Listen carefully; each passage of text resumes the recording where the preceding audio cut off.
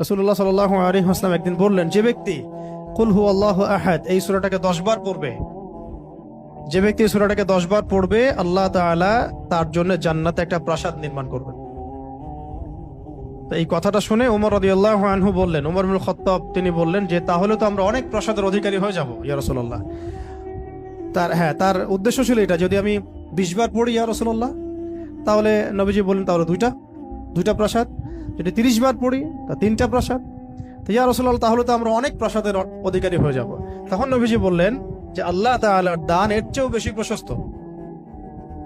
মানে আপনি 100 পড়লে 10টা ঘর পাবেন, মানে আমরা 100 পড়লে 10টা ঘর পাবো, 200 পড়লে 20টা।